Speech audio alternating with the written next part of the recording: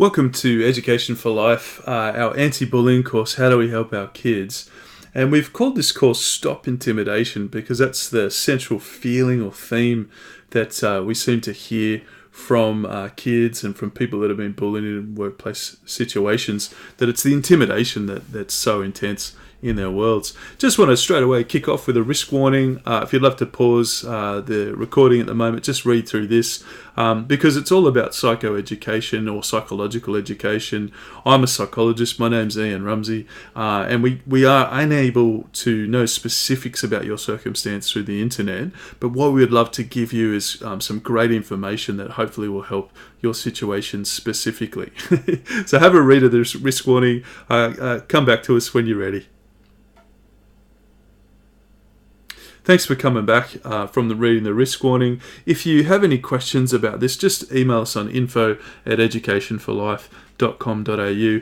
And just sort of getting into this free webinar today, we're talking basically with this free webinar, what is bullying? And we want to get, by the end of the webinar, into a simple strategy that can really work, hopefully straight away for you or for your kids if you're listening to this for your kids. And so in this free webinar, we're going to talk about what is bullying, what's the impact psychologically to kids, how do kids actually feel, and like I said, we're going to talk about that simple strategy. A little bit of an introduction about myself as well. My name's Ian Rumsey, and I'm a psychologist here in Sydney, Australia.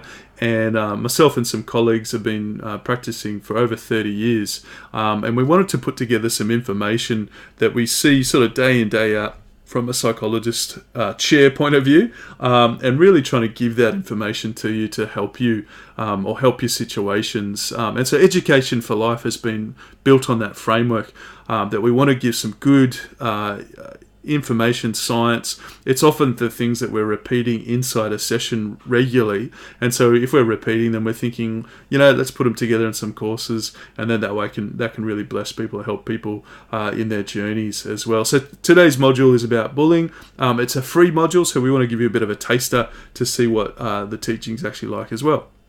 So what is bullying? So glad you asked. And it's basically termed, this is from a gentleman called Ken Rigby, who's a researcher in bullying. And he talks about the systematic abuse of power in interpersonal relationships. So it's a couple of key words there. Probably the first one is systematic, is that bullying isn't just a one-off incident where someone's putting someone down or punching someone or physically hitting them or verbally emotionally abusing them. It's not a one-off incident, it's a systematic, so it happens regularly. There's a system to it. There's potentially a direct targeted system with that as well, so that's a component. Abuse of power is basically when there's someone more powerful and someone less powerful, and that can change. So sometimes in some situations someone may be a victim of that abuse of power, and in another situation they'll actually be the one who's the perpetrator of that abuse of power. So it does shift. So sometimes people can be victims of bullying in a school situation, but when they come home, they're then bullying their siblings. So they're actually shifting the power balance in that situation. That's something that can happen. And of course, it's in interpersonal relationships. So it's between people. So it's been between people. Predominantly at school is what we're talking about with the course, but you can definitely connect this to workplace situations as well. And so Ken Rigby is one of our big researchers here in Australia, but we do believe that his information does connect to the rest of the planet as well. So we're quoting him quite a bit. And so what's the impact psychologically? I'm glad you asked. Well, bullying can be physically hurting someone, being superior in numbers, having superior social or verbal skills, being manipulated or manipulative and exclusive, feeling higher in social status than others as well. And it can be summed up in a word, which is what we call contempt, or looking down at your nose at someone is often used. So often bullying is pointing out differences in somebody else, and those differences in a school environment can be massive. So there's lots of differences in a school environment between economic status, between social status, or perceived social status is probably the best way to put it, color of our skin, whether we're wearing braces or glasses, or if we have a physical disability, or there's all of these things can be very much highlighted in a school environment. Also, when we go through puberty, there's lots of changes to our body, so people can have lots of pimples, or they can have eczema, or they can have all these different things which in a normal community aren't that big a deal because everyone's used to differences. But what happens in a bullying situation is those differences somehow become points of interest and target for a bully, and so that with their superior social skills or verbal skills or exclusive skills, they can then target or look down their nose at that person. And so again, just later in our course, our full course, we're going to talk about what are some things that we can teach bullies, and that's one of the things that we can teach straight away is tolerance of differences. So when people start becoming more tolerant of that people are just different, and in particular, people are all different, but we all have the same coloured blood, as an example, that we have similarities, we all breathe air, we all have red blood, we all have things that are very much in common to us, but there's also tolerance of differences, and that's sort of what we talk about a bit later in the course. So I'll keep going through, and hopefully these things are helping as well. The issue is that these can have some devastating effects. So malign bullying is further categorized as an individual or group wanting to hurt someone, being intentional about the hurt, and the action taken isn't justified or provoked at all. It's just typically repetitive, and it can be deliberately targeted, and the perpetrators usually enjoy the feelings of domination. And so that's a very dangerous style of bullying as well, and again the effects can be devastating for that malign bullying as well.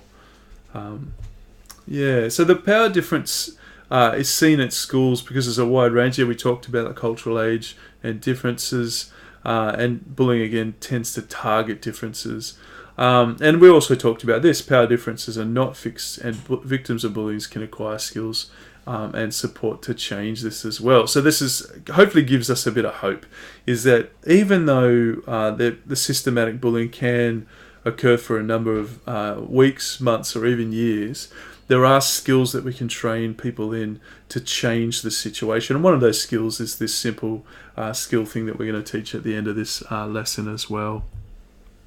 So how do kids actually feel? What's their emotional state when they're being bullied? And these are just some examples of what happens in that emotional state. Is that kids can feel embarrassed, they can feel ashamed, they can actually feel devastated and really lonely and tearful.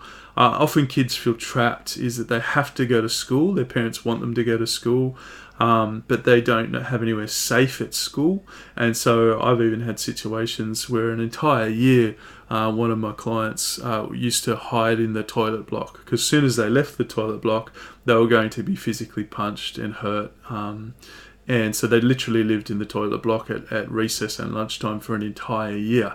So that's a feeling of being trapped. They often feeling unheard and misunderstood. So sometimes the what we call comorbidities of bullying are things like anxiety and depression. And anxiety and depression are very misunderstood in our culture at the moment, even though there's a lot of good advertising about it, which is fantastic, bringing awareness up. Often laziness is what kids get labelled as when they're anxious or depressed. And parents can be, not everybody, but some parents can be quite judgmental of that, when in fact a child is actually going through depression because they've actually been feeling, embarrassed and ashamed for years, and they just don't know what to do.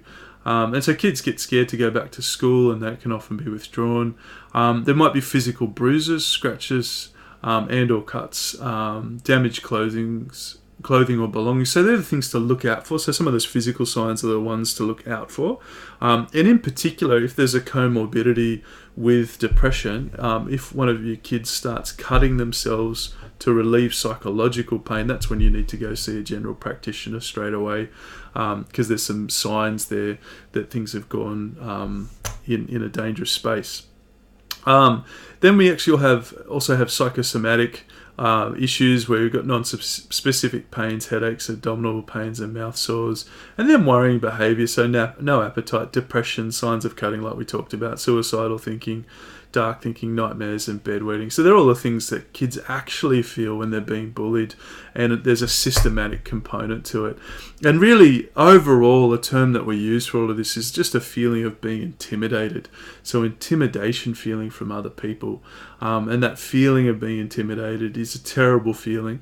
And this is where what we look at in this course going forwards is some real practical ways to understand the emotion that your kids are going through, and real practical ways to break that intimidation cycle in a way that's safe as well. So we've got to make sure that when we're teaching skills that the bullying behaviours don't increase, but we're also wanting to create an empowerment feeling for our kids, that they can feel that they can start moving away from these bullying behaviours and start feeling a lot better. So that's what the full course does talk about, as we do talk in depth about, what are some of the skills that we can teach our kids, what skills can we teach bystanders, and what skills can we actually teach the bullies as well. So there's quite a lot of detail in that through the full course, and just to encourage you there. So simple strategy that works, and I'm going to just use a Word document here and sort of draw it out.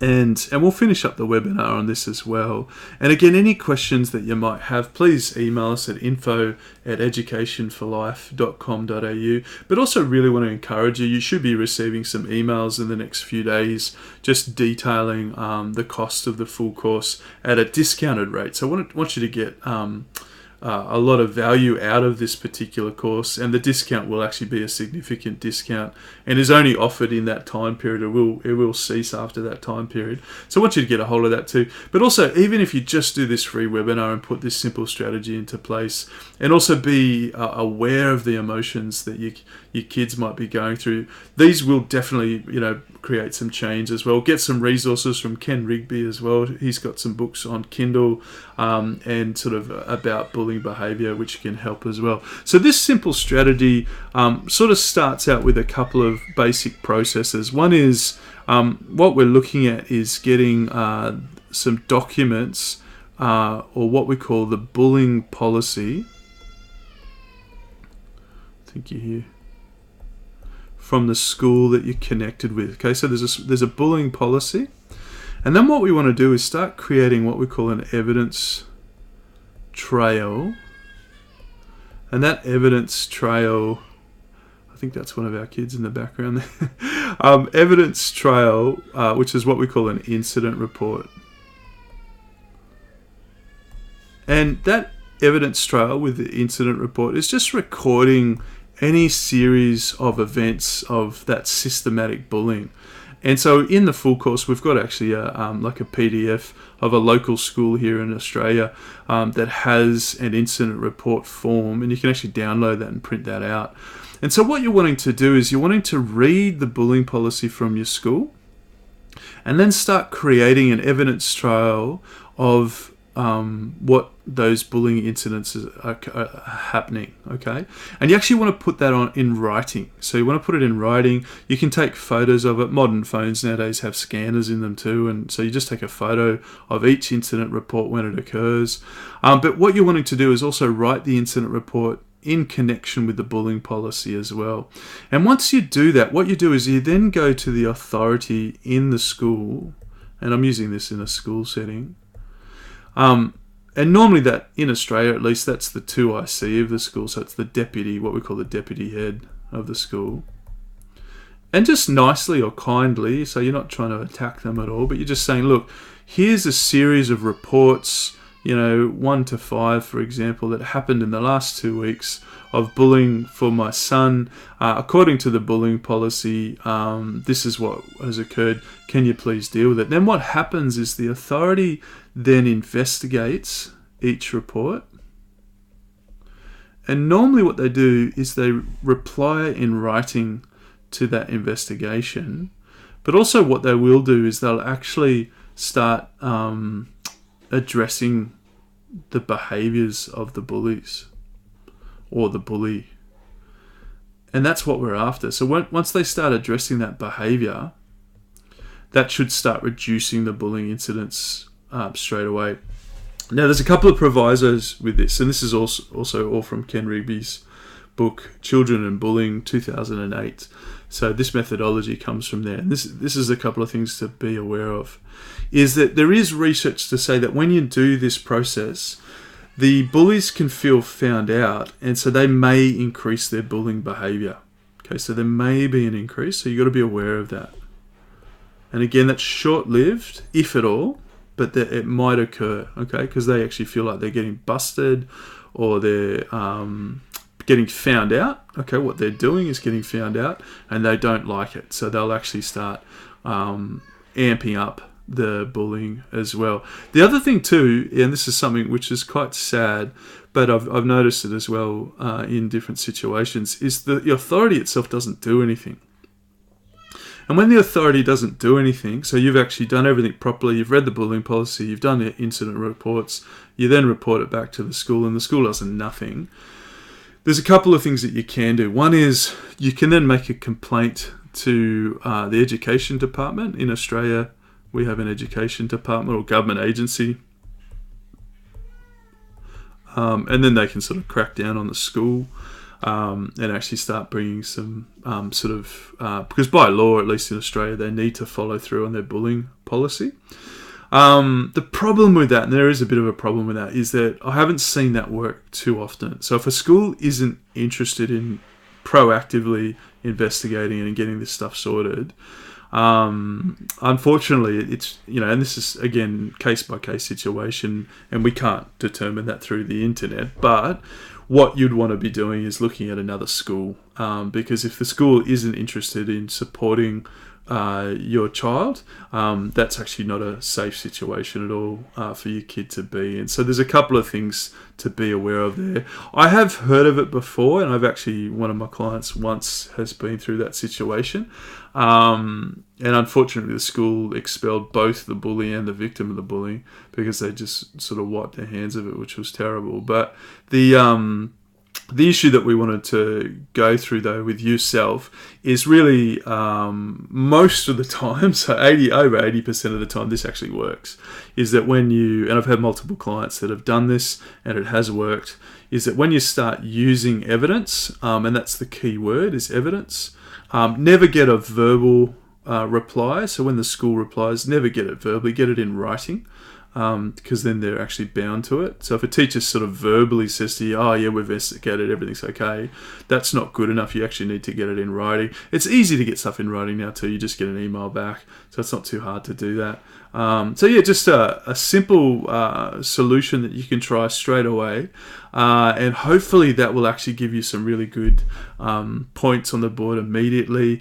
Hope you really enjoyed module number 1 with bullying. It is our free module. We want to give you a taste of what the teaching's like. The other modules all the way through, and we also have a interview with a school principal who my wife and I have known for many years, and she's going to detail some of the things that they do in their school as well. So really excited about you getting access to that as well. Hope you enjoyed today as well. Thank you.